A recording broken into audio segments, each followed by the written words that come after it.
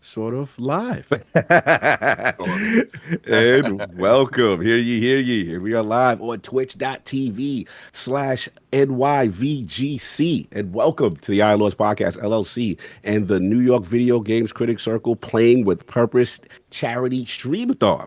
The New York Video Games Critics Circle is a nonprofit dedicated to uplifting underserved communities through the power of video games. Founded by Harold Goldberg, a New York Times video game critic and best-selling author, the Circle offers mentorship, free classes, scholarships, and career guidance to help young people break into the games industry. One of its flagship efforts is Playing with Purpose, a writing program that teaches journalism, storytelling, and critical thinking through video games, helping the next generation level up their skills, their voices, and their futures. Learn more about the organization at nygamecritics.com and donate today at bit.ly/PWP stream. That's bit.ly PWP stream. Donate now to help us reach our $10,000 goal. Each dollar keeps Playing with Purpose classes free for students and helps us partner with schools that lack funding for extracurricular and career building programs. Your support gives young people the chance to explore games, journalism, and storytelling, opening doors to futures they never thought possible. That's bit.ly PWP stream. And now I'm extremely excited about our special guest, so we're going to get right into it. I want to introduce a Lord who is not only an inspiration for us all in the world of sports, acting, and outstanding vocal performances, but at the tender age of 5, showed the world he had a dream and made gamers play Barret with purpose in the iconic Final Fantasy VII series. Introducing the legendary voice of Barret of Final Fantasy VII Remake, LeBron James in Multiverse, Rufus and Fire Emblem Warriors, and countless more performances. The Lord who made a man more than just a caricature and is always equipped with the gun arm and an avalanche of one-liners. Live from the NY Video Games Critics Circle and kind enough to make his debut into the realm of the Lords, my man, Lord John Eric Bentley, a.k.a. Barret Wallace for Final Fantasy VII. How we doing, sir? Oh man, I'm like, yo, man, you got me all pumped up over here, tears in my eyes. I'm like, oh yeah, we did do that. You got me all charged. I'm like, man, I feel like I'm about to come out the tunnel. Where my cleats at, coach? Where my cleats at? You heard the Chicago music, right? Right? When he did the avalanche one, I was like, I see what you did there, Carl. Right, Yeah, right. had to hit him. Had to hit That'll him be with that, man. Look, man, it's absolutely pleasure to have you in the I'm with a realm, man. gun armed, so I'm never unarmed, man. I just worked with that brother. I just Oh, he worked with ready. Meta last weekend, man, and what a blast. We got to finally sit down and chop it up. We had lunch together. I don't even know how we found time in the convention. That brother is outstanding. But Oh, I want to go back to your intro for Game Awards, man. That's why I'm here. Mm, Everything you said. I came out to the Game Awards last year, and that's why I'm here. I got to see the kids. I got to see the teachers. I got to see the instructors. I got to see the folks behind everything. And bro, I told them right on the spot. I think we were on a no, we weren't even a break. We had just started, and I'm like, yo, how can I be a part of helping raise funds? And then I was starting to see what the administration was doing. We're taking out so many of the arts and what they were doing the education. I'm like, how can I be a part so that we can make sure that this is alive and well, for the years to come. So that's why I'm here, bro. You talking about thank you for sharing your time, bro. I was looking for a way. I was like double dutch. When can I jump in? When can I jump in? When do I go? You know what I mean? I'm like, dude, this is Absolutely. an outstanding organization. So thank you all for having me. Seriously, Yeah, no, absolutely. blessings. Same thing. The Iron Lords are very honored to be part of the New York Video Games Critics Circle. And it's for moments like this. This is where giving back and, again, playing with purpose, doing the right thing for underserved communities. And yeah, man, we're looking forward to talking with you. Obviously, we got the It'll be intros out the way. fun. So, really quickly, I know you got a lot of things going on from a gaming standpoint. Have you got a chance to be playing anything besides prepping for roles of future trilogy games you might be doing? It's funny you ask. I just I'm gonna ignore that latter part, but NDA. You'll hear me say a lot. Probably. NDA, you're NDA But boy. Okay, that part. No, I just got finished playing again. Ghost of Tsushima. That's like okay. my go-to when I need to breathe and just chill out. And You right mean this now right I'm here. You mean playing. this. Yeah. Play that Ghost of Tsushima. Listen, you And the talking new his one's coming language out in right now. October, Yeah. yeah? Talk about the Yeah. Oh, you don't whole understand. conversation. I'm about to hijack the whole podcast. We Yeah, brought yeah. this We ain't gonna let him do that Bro. today. But go ahead. Listen, there's something about that game, man. I can literally play that thing over and over and over Tell again. the truth, Shave it down. You know, and it's beautiful. It's like a beautiful like game to play. I can't wait for the new one. I think October. When is it coming? October 20th? Yeah. October 2nd.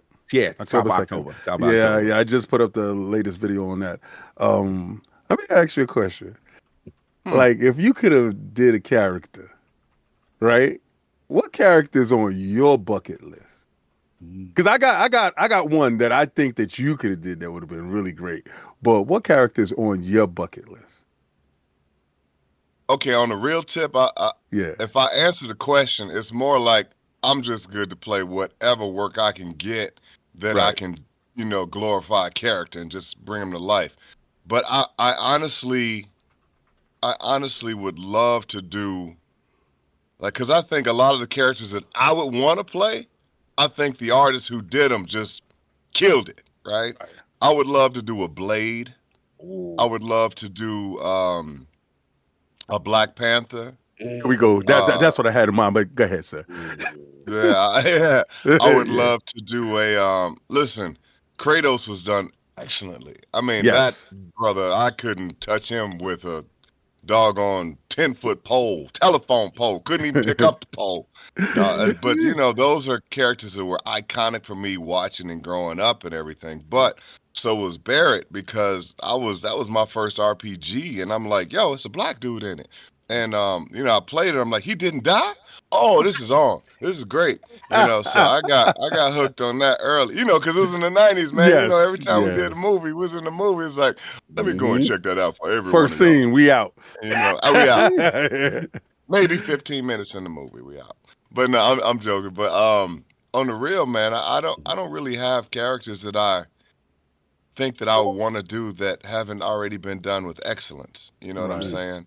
And there's a lot of bros that are out here that are just doing it right. You know what I mean? Denzel put out a statement the other day about actors getting jobs and performing because they have a bunch of tweets, or I'm misquoting it, but he basically was saying, people are getting jobs because they got followers as opposed to doing the work and putting the art in. I come from old school. I'm birthed out of Penumbra Theater and, St. Paul, Minnesota. August Wilson, that's where he started his thing. Stage was my thing. So acting means something to me. Knowing how to read a line, knowing how to interpret, knowing how to be in an ensemble and share that scene. So all those things they mean something to me. I'm not dial-in actor by any means. I can't do it that way. If it doesn't move the audience, if it's not rooted, if it doesn't have every element that I've studied, and still studying to put in it, then it's not work. And so putting in the work means something to me. So there's a lot of characters that are out there that I'm like, oh, I could have done this, or I would have done this.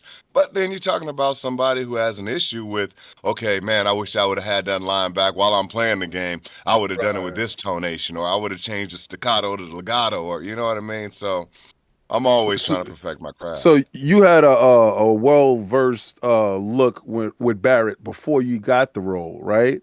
And when we first played it, I mean, because Cog and I first played it when it came out. That was our introduction to the PlayStation. We was super into the game, but it was a lot of other people's interpretation of what we would sound like. And though we were happy, we weren't super ecstatic. Then Attic and I and Cog got the remake, and we was like, oh my God, Barret got layers. Barret got a kid. Barret showing heart. Barret showing courage. Barret is showing leadership. And your vocals, your interpretation of the character. I mean, where did that come from? Where did that gravitas of the character come from out of you? It came from a whole lot of, honestly, I'm gonna be honest with y'all. It came from a whole lot of weight, cause I knew I had the weight of the world on my shoulders. I played the original, and to me, it was a great game, but they made him out to be a caricature, an angry black man. Yes. And anytime Barret got upset, he shook, and then he's knocking Wedgie across doggone pinball machines, and it was great, but I'm like, that is not just who we are. Now, granted, we read the words, but we didn't hear the voice, right? So I'm like, how do I marry making this not a caricature, but a character, and something that I could create to make everybody love him? So the words that we got from the translation from the JP, I was like, okay, I got to make these words make sense, because the weight of the world was on my shoulders with, I need to represent my culture. I need to represent the fact that I'm a man. I need to represent the fact that this guy is not a character, not a caricature, but a character. I need to represent the fact that he's a father, he's a leader, he has emotions. Now, in the very opening scene, much like in the OG, you see him, hey, you better get down here, Merc.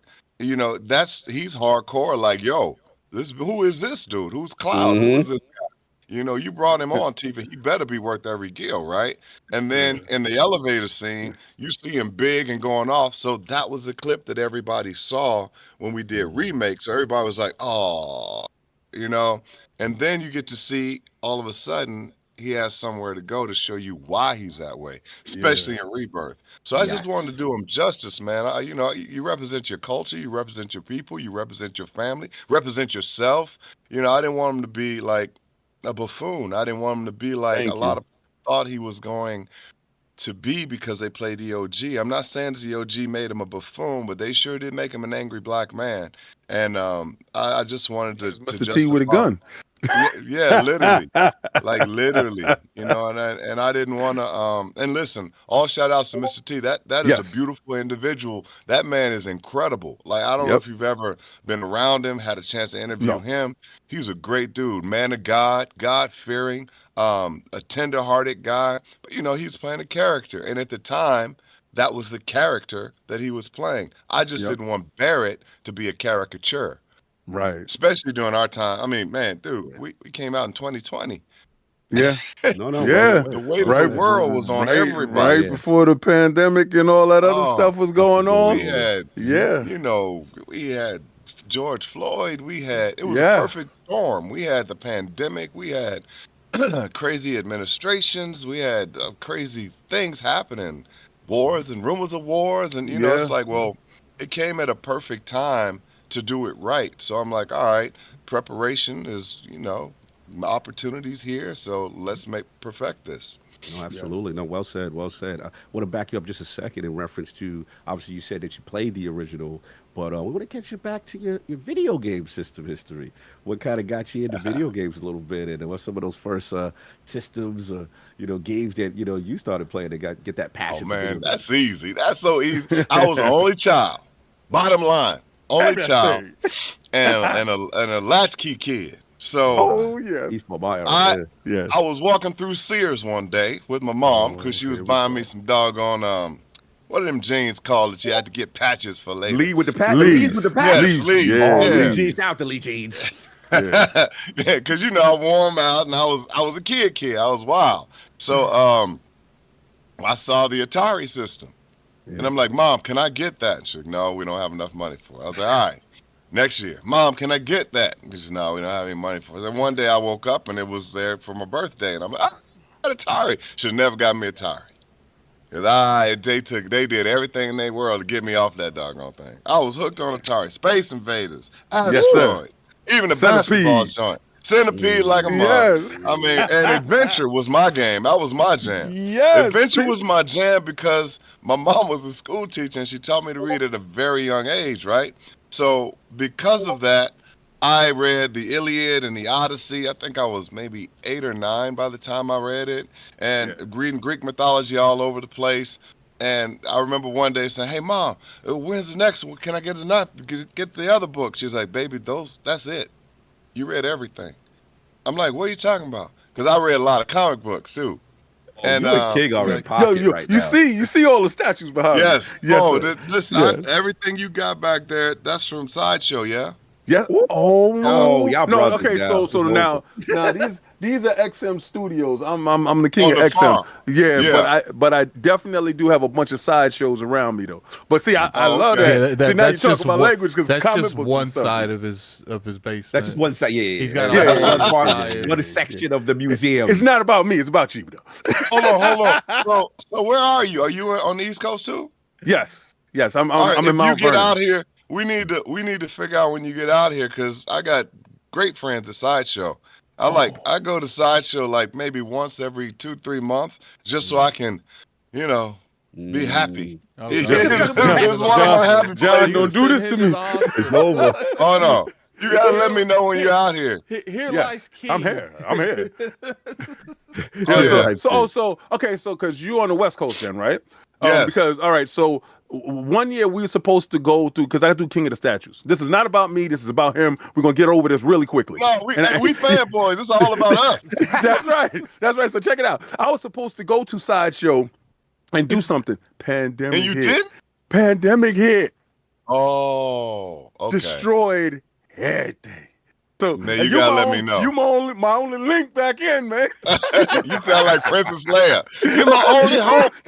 You're my only hope, Obi-Wan. Obi-Wan, you my only hope. Let me know, like, if you ever come out here, like, give me a heads up, and we'll figure out how to get over there. Because, man, I'm telling you, one of my sons is one of the biggest fanboys. I mean, he is me as a child. Well, he's a young man now, but I took him there. He's like, "Oh my God, can you take my boss? Oh my God, can you bring my?" It was just, I didn't realize how many people were fanboys. I'm like, yo, I'm a nerd at heart. Yes. So you asked me how I got it. We all distracted from the question. What was the question again? The question was your video game system. You did Atari. And I did Atari. You was on a venture. We got to get it a little more modern so Attic can relate because we old and then Attic is young buck for the crew. We playing Shinobi. I got him playing Arcade Shinobi. I got him hooked on it, ain't you? Yeah, talk to him. I can't talk about it. NDA. You can talk about demo though. Listen, Shinobi ain't no joke. But anyway, I'm gonna stop because I don't want you to break your NDA. I respect that. But no, I went from Atari to Intellivision to was it Neo Geo? Ooh, you had money. We pocket watching. Oh No. You were doing only well at had that point. Atari. I went to my friend's house to play all this other stuff. Okay. So They he was had me. money. I went to King's house because he had Neo Geo. So I went to his house. I had all that stuff. I had all his hand-me-down systems. When he was done with it, then I got it. No. I went to friend's house to play a lot of this because I didn't have it. And like when Mom said she wasn't getting Atari back in the day because we didn't have money, we didn't have the money. My mom was a school teacher, which is another reason I love New York game. So my dad worked with his hands. He was a steel worker, and then he got laid off. So times were tough. I had the original, I think. D&D, I don't know if you remember the electronic board where you can move the pieces and it would make sounds and stuff like that. So yeah, man, that came many years later. When it came out, like after it came out. So I had a lot of systems. I didn't get like games until I got in college when I actually had a job and can get Nintendo, then Super Nintendo. And then PlayStation from that point on was it ruled the house. So my boys all grew up on the PS1. And then of course PS2, 3, 4, and now 5. And now these dudes are like, "Yo, Dad, I got my own PS5. We good." I'm like, okay. I mean, they're the ones who telling me, you don't have to buy the disc no more. I'm like, hey, I'm OG. I like to have it in my hand. He want that physical. He want that copy. I get that physical copy in my hand. I respect it. Real quick on the history, because again, you were in that time pocket. I wanted to ask, were you a kid of the arcades at all? Was that part of your culture? Okay. Oh, you don't understand. So I went to school on the west side in Chicago, and my mom would drop me, and she taught on the west side. So she would drop me off at school, and then she would go to her school. Well, my school moved, I think, in 7th grade, 6th or 7th grade, and it was a little further. So she dropped me off at the corner so I could make the walk to school. Well, she dropped me off in front of an arcade. The Ooh, arcade was open in the morning before we went to school Yep, because that's right. 7 they o'clock. knew. that was a And trap. so I would Yes. take 3 steps, look to see my mom make that right turn, and go right back to the arcade. So one morning I got too excited. Mhm. Truancy. And one morning I got to school, maybe not always on time, but I got Yeah. to school. Yeah, Because a lot of yeah. my other classmates was in there too. When So I I was remember a senior in high school, I got to the point where I was like, man, we can go in the second block. It's cool. Like, what's first block really going to teach us today? man, we talking about 6th and 7th grade here. I Yeah. wish it was like that because you didn't really get in trouble for the 7th block. Nah. The 7th block is a long time, no dog. Yeah. I don't know how you did. I don't know what your grades were. I had school. My mom was a school teacher, so I Hey, couldn't I mess up. graduated for 3.0. But oh, there you go. See, that's why Yeah. you're doing what you're doing now with the wheels of steel, baby. But no, I remember going one day, man, and I was playing Tron, and I'm playing the doggone game, and I felt, and I'm like, hey man, you put your quarters up, and all of a sudden, Eric, get out of here right now. I'm like, Busted. it was my mom, dude. Ice And I'm cold, like, heart drop. you don't understand. That's a Yeah. memory that I will never forget. Wow. That hand on my shoulder, heavy. And my mom wasn't like a big woman. That Yeah. hand felt like a Yeah. grown man. You know, and I'm like, whoa. And I felt so just Talk to me. distant. I was like, man, I let my mom down. Never went back to that arcade again. But man, I was an arcade dude. Listen, if Star Wars, the one where you play with the joystick where you can fight Darth Vader, was down the street right now, as soon as I finished talking, I'd be over there. Chuck E. Cheese was my friend when my boys was coming up. They're like, you want to go to Chuck E. Yep. Yes. Yup. And you going for you, taking I'm going them. for me. It was safe. I can see them wherever. I'm like, I'm going to be in this Star Wars booth for a minute. Y'all go ahead. John B. slowly pushing them the whole week towards going to Chuck E. Cheese. So when they asked him, they thought it was for them, but it was really he pushed for it. Literally, it was like, y'all want some pizza? I don't feel like making any today. I'm gonna take you somewhere special. You know where we could go, right? They got all the pizza you can eat. Literally, it was 5 minutes from the house. I had it down. Oh man, these are great stories. Love that journey. Love the arcades, the consoles, all that stuff. So did want to switch to voice acting in your path, and what would getting that gig and transitioning that. Obviously, I heard your story. It was really moving about your mom and telling you to was at the age of 5 and to kind of read this the Martin Luther King speech. You know what I'm saying? And that kind of set you on your path. So yeah, get you going there. And then how did that lead to your first big gig? And of course, the iconic role of Barret in Final Fantasy VII. Well, voiceover happened in a weird way. So I was in college and I was speech, English, and theater was my major, and then I went back for my master's in theater. But I remember I think it was my junior year or my senior. I can't remember when. It was my junior year, I think. And I used to go to the club with my teammates and my friends, my roommate, and we would go to Prince's Club. And Prince's Club Glam Slam in Minneapolis had an upstairs and a downstairs. And I would always go to the upstairs because I become friends with Gilbert and his brother, the friends and whatever. And I would sit upstairs because as crazy as it sounds, I'm very introverted. Like I'm not. It feels like I'm out there all the time, but I love quiet. I love my quiet time. So I would go up there. My roommate was like, "You gonna go dance?" I'm like, "No, let me figure out who I want to dance with."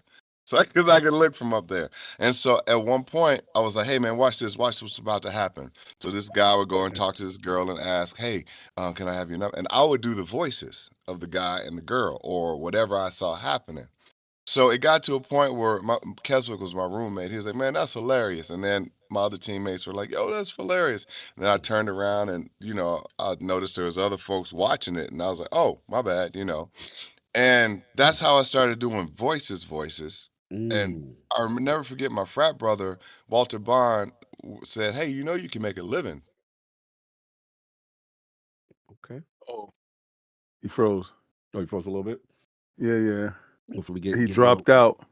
Oh, okay. Hopefully, you get the connect. Oh, yeah, there you Get go. him. I see him back. We're gonna get that frat brother story. That was good. Yeah, he sound like I swear it's like a parallel. Yeah, right. Because we was doing that, back in the days too. Mm-hmm. So we got to get your voice back in. As soon as we get your voice back in, we got to hear this story. This story. Yeah, we got to get that. Yeah, we got to get that. Yeah, that story. Because remember, we used to do that with the karate movies. Yes. So you used to do that. Bayou Ching. Yeah. There you go. He's back. There you go. He's back. You got to finish this story. This story. Yeah. You got a lot of people like watching you and you seeing you do these voices. Yeah, and I turned around. I was like, "Oh, all of a sudden, there was a friend of mine, Donald Royal, who used to play for the Timberwolves, who went on to play for Orlando Magic." He said, wait! You ain't just gonna glide. You ain't just gonna glide over. You was friends with Donald Royal. You talking about Orlando Magic, Petty Hardaway, Shaquille days when they was over there. Yeah, that boy. Oh yeah, I remember him. Him and Sid Lowe. So it was just funny, man. That's how it happened. Then my frat brother was like, Walter Bond, he was like, "Yo, man, you can make a living doing this." He told me we were walking through the campus one day. I'm like, "Oh, okay." And I never thought about it. And then all of a sudden I go to grad school and someone says, "Hey, we want to give you the role in this cartoon." So my first cartoon was a live action thing where I was an artist and I created a dog named Rusty, and I had to interact with this dog named Rusty.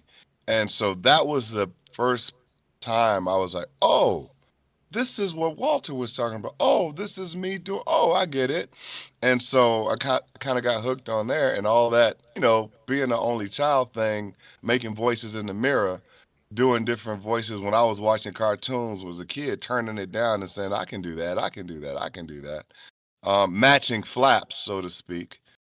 Which you find out is part of anime. That's how it all started for me. So, and would you do that when you was reading your comic books as well? Because that's what I would do it too. I did, but man, I read so many comic books. I'm talking about Amalgam, Sandman, all kind of stuff. I read so. I would only do with characters that were drawn the way I liked them. Right? So you would have like Neil Gaiman's Sandman, and then I would think he would speak like this because he was very alluring and he would invite you in. And then so I would do his voice with the bubble words. Yeah. I would do his voice, and then you get some creature looking thing, and I read a lot of Conan the Barbarian, dog. And then I would do like the tribes, he would speak like this. And we would say, "Conan, you cannot," so I was doing all these accents that I thought I was hearing right, but back then I was like, I don't know if I'm doing the right Afrikaan or if I'm South African or, regional. And then I would do everything that sounded like this was always someone he fought. So I'm like, "Yo, man, let me do these sorcerers. I can do these sorcerers." So I just got pumped up, man, and started doing so. I mean, I would even do voices of animals. Like, you would see an elephant, and the elephant would come around and speak like this. And then doggone Jungle Book set me off. So I'm like, dang, you got Baloo, you got... So, I was like an only child, bro. Imagination was like, phew. I got a lot of voices up here. That's what we had. That's what we had. Sitting there playing with our toys. My G.I. Joes talk, boy. I ain't gonna hold you. Especially in Chicago in the winter. This is before Atari. Real snow. The snow that used to come up to your stomach. That's right. You still got to go to school. Exactly. Ain't no days off here. They plow the streets. You good to go? What? What you mean it ain't closed? Exactly. Yeah, we never had days off. What you mean I'm still going to school? I'm still bro. We had a blizzard in '79. My mom bought me the shirt. I survived the blizzard of '79. Yo, you know it's crazy when there's a shirt dedicated to a There's a snowstorm. T-shirt.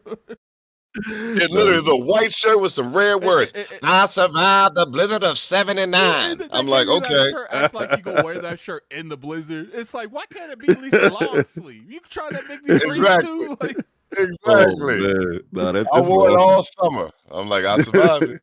That's right. No, I love it. I love it. So we get that. You do these voices. You realize that, there could be a path for you. Now let's get to where, we are now as far as, obviously this iconic character, Barret Wallace, gun arm, avalanche. The man could hear. Can't you hear the planet cloud? Can't you hear it? I know you can.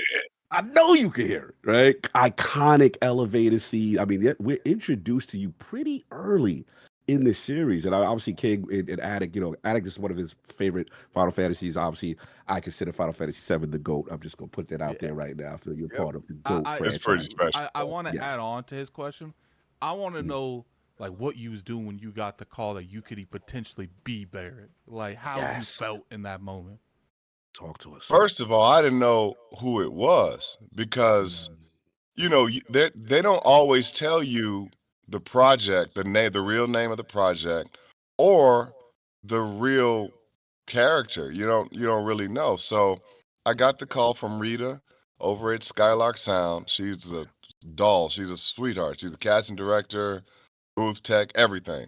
And she's like, hey, I got this role I want you to audition for. I think you'd be good for it. I'm like, oh, okay, cool. And she sent it, and I did the audition. And then I started reading, because I read the script. I don't read the words, just the words I'm supposed to say. And I'm like, avalanche?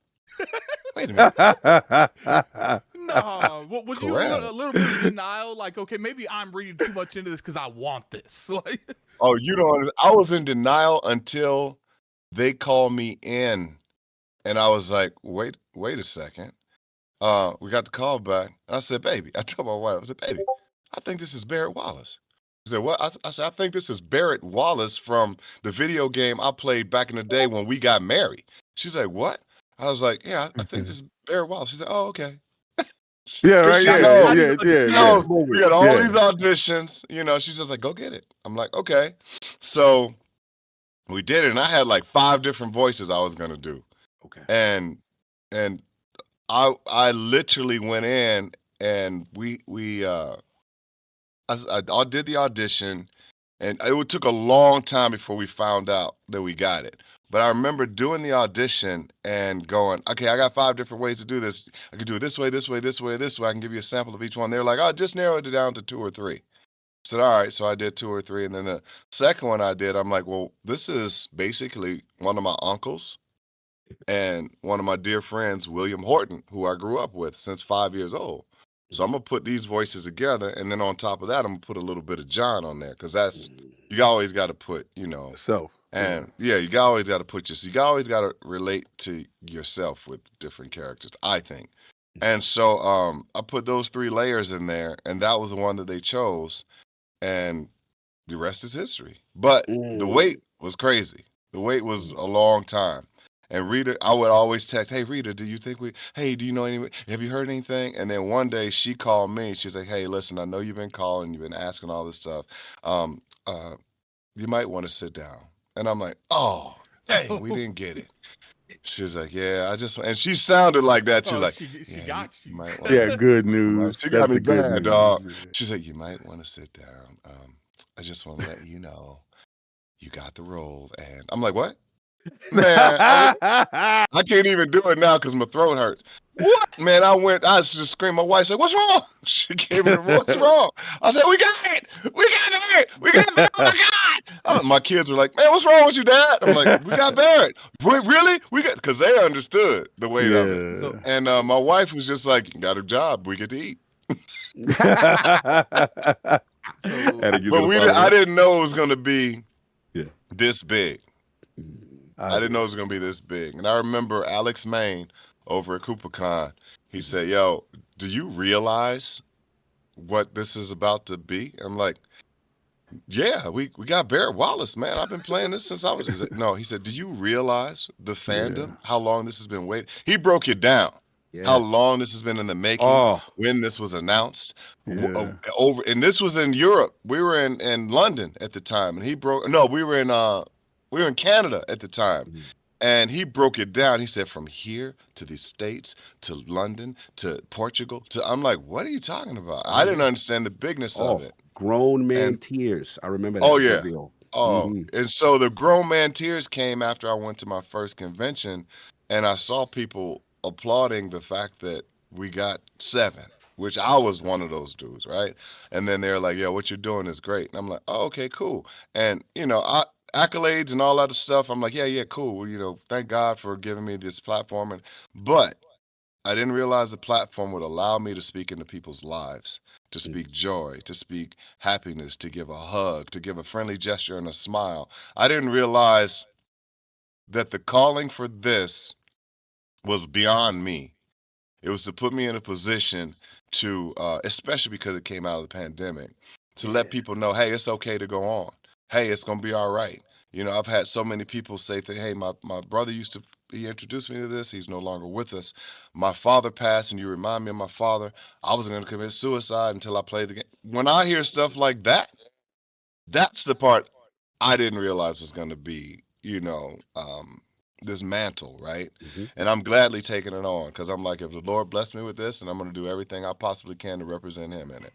Okay, Absolutely. And I love that it's just not like one game.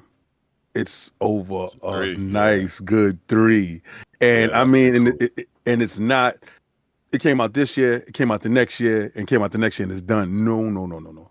It's a No, nice, good run that is going to last and reverberate over generations of the consoles, from this generation to, I mean, the previous generation to this generation and the future generation that's going to I come hope out. so. So it's beautiful I stuff. hope so. Yeah, so it's an honor.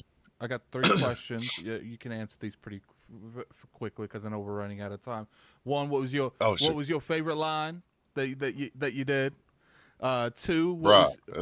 what was the because when it comes to Final Fantasy, like I always felt like Barret was one of the most outspoken ones. So you definitely got one of the characters that has a lot of dialogue. So I was kind of curious in terms of what was your favorite like line that you went into when you were like that line that the moment you got it, you knew like I'm gonna make this part me because that's a really famous part for Barret in the game. Yeah, that's the only 2 questions. Yeah, what's the last one? Oh, my third question was going to be on, just the scope and scale that that you, because like, for instance, you played the original Final Fantasy, and throughout these games that they've clearly expanded some of the dialogue on some of the characters. There's characters where they extended stuff that wasn't in the original game. I wanted to know how you felt being a fan of 7, seeing that they didn't just take because a lot of people are like, oh, I'm like, look, I'd rather we get 3 games where they expand every little thing and make and really flesh out character arcs. And I wanted to know your opinion on how they handled that because, like, one of the That biggest was a things. great question. Yeah, one of the biggest scenes I can remember is like the Aerith going back in remake, where that was not in the original game. You got to play as her going back to get Marlin, and that wasn't in the original game. Stop! You no spoiler alerts. Some people haven't played. Yeah, facts. You getting funked up. I'm Oh, yeah, sitting he's there hyped. watching He's like, hyped. go He's ahead, ready. go ahead. Listen. Please stop.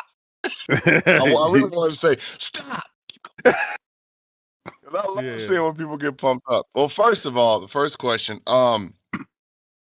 there's so many lines that I have that are just gems. But anytime I interact with Marlene is something that's just heartfelt.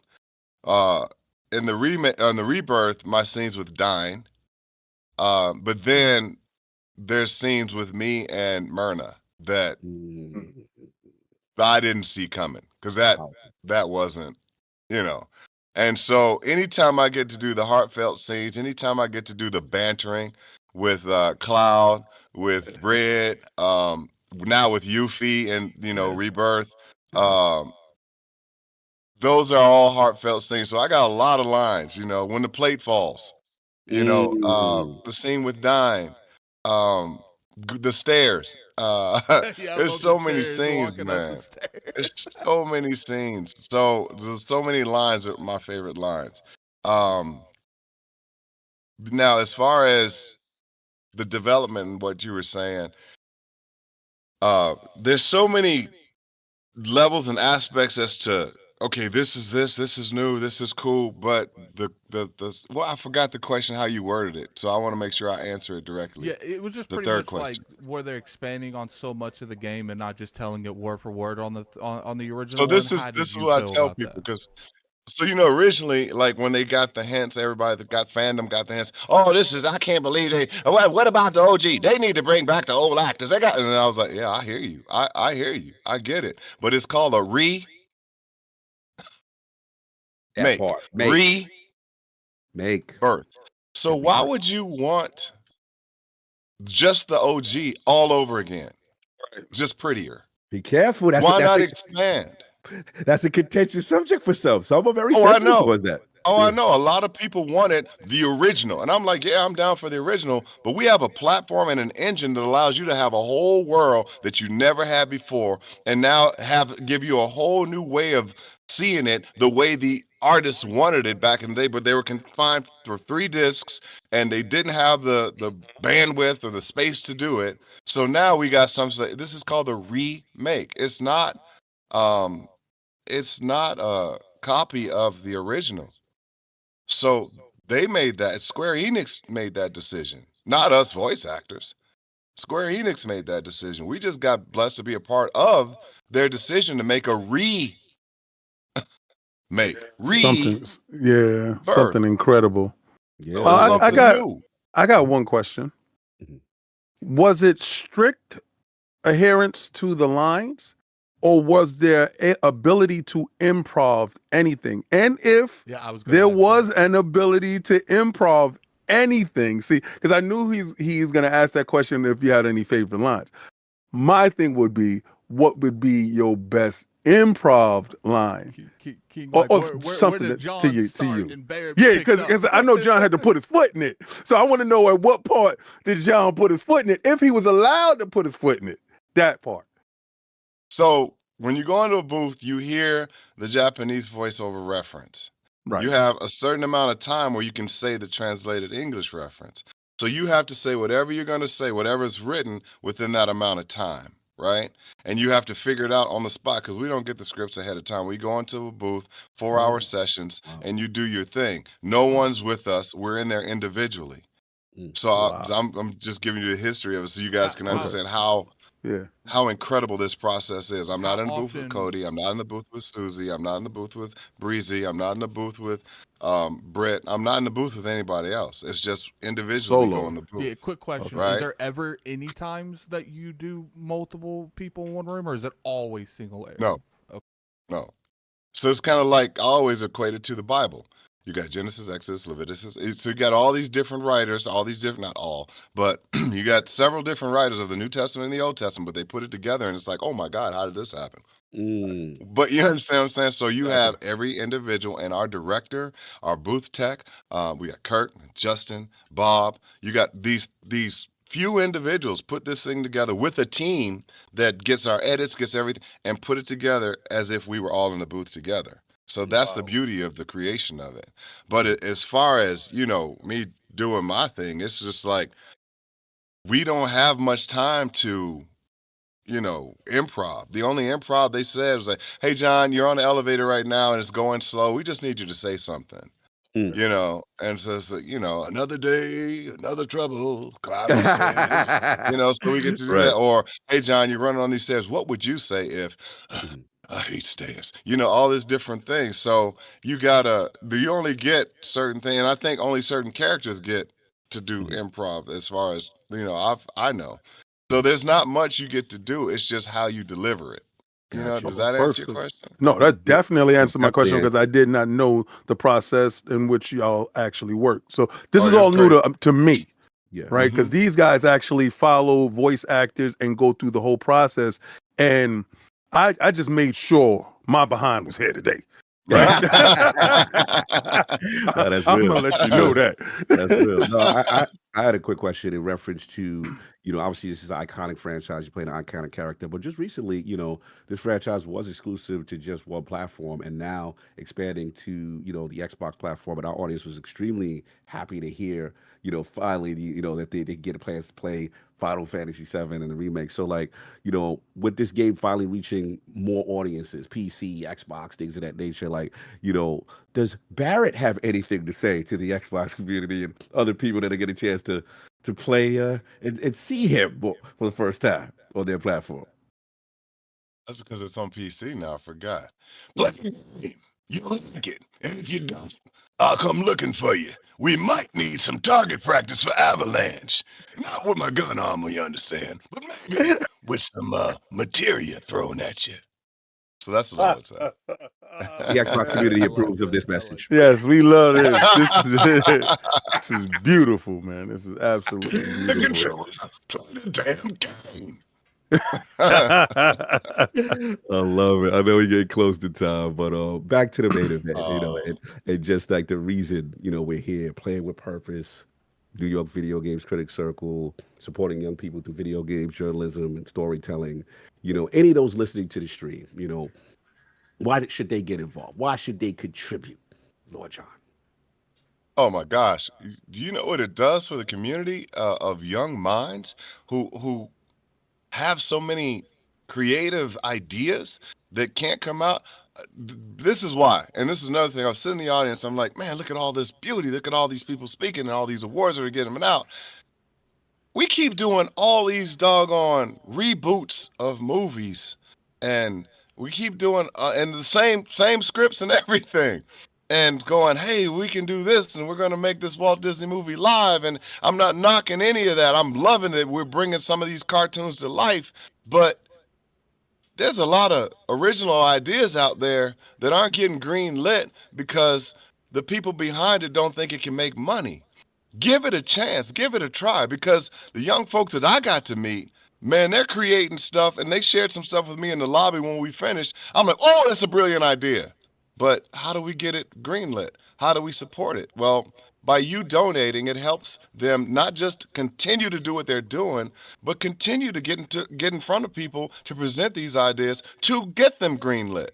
Whatever they may be. There's so many different arts that were represented when I was there last year. And it blew me out of the water. The opportunity is not there, but all the creative juices are flowing. So that's why I would say donate. Whether it's your time, whether it's your finances, whatever it may be, whether it's job positions, please help these young folks continue to create so that we have a world that's not just going through with blinders and doing the same old, and we get something that's new and something that's creative.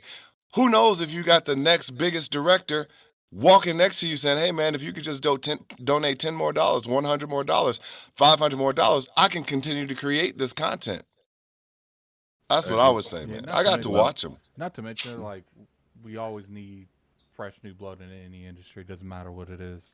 You always got to circulate the, situations going on because you don't want stuff to get stale too much, and then people.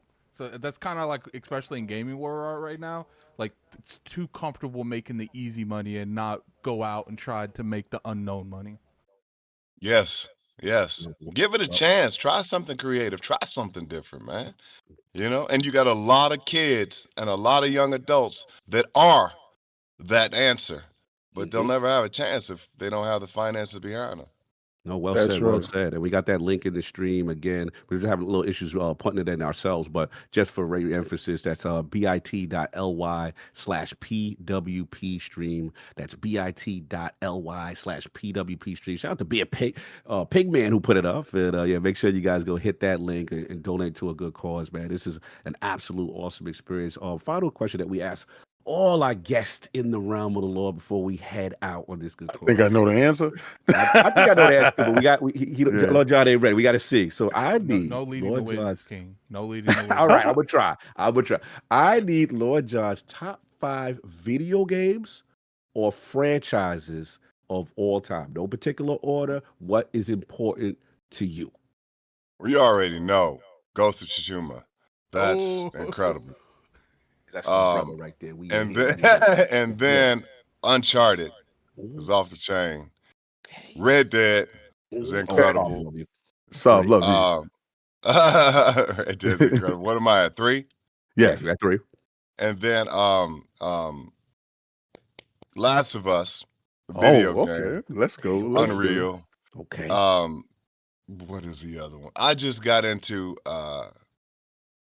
Persona 5, all the Persona series. Oh, Attic loves you now. You one of us now. Yeah. For all of us. Yeah. We here because Last of Us 2 is probably my greatest game of all time. So we here. It's incredible. Yeah. I used to, and I still do, all of the God of Wars, all of them, from when Tony did them to the brother now that's just crushing it. Man, I can go on and on and on because I can go all the way back to what is the one where you're doing the wall run? Prince of Persia, the originals, the OGs. Yeah, OG. Man, there's so Mine's was saying the time. All right, so but what's your greatest console? What's your greatest console of all time? Yeah, this is it. Wow, that's a tough one. Yeah, because listen, you sound like a PlayStation guy all the way through, right? Stop leading the and no, I'm not leading him. I know he's a PlayStation guy all the way through, but he did start on Atari, and he worked his way to Intellivision. I'm there with you two all the way, right? But definitely. Which one of your babies you love the most? That's tough, one of your kids, because Nintendo put out some stuff like they had a Sammy Sosa baseball that I was softball that I was hooked on, bro, like hooked. But they also had Bass and Black Bass. I'm hooked on that joint. I still got my doggone. My son built me a what do you call the thing? PSP. The PSP. And he got all these games on there, and a lot of the ones I play are all the Nintendo games, like Donkey Kong. Kids, Country. Man, you got to pick one of your kids, just one of them. I mean, if I'm gonna sit down and play something, I'm gonna sit down and play my PlayStation. 4 games or 5. But if I'm on the road, I'm taking my PS. Well, I guess it's still PlayStation. I'm taking my PSP, but I'm playing a whole lot of Nintendo games on that joint. All right. Well, we ain't gonna talk about the emulation, but we got there. we got it. So being that you travel a lot, I'll take the PSP for the win. I like that. That was definitely dope. I happen to have 3 of them myself, and I got a Vita upstairs, so I'm definitely down with that. Yeah, we got to wrap, man. Let's go. Absolute pleasure. Lord John, Eric, Bentley, a.k.a. Barret Wallace of Final Fantasy 7. Thank you so much for your time. Again, please donate to a good cause. It was an absolute pleasure to have you in the realm of the Lords. Salute. Thank you all. Much love.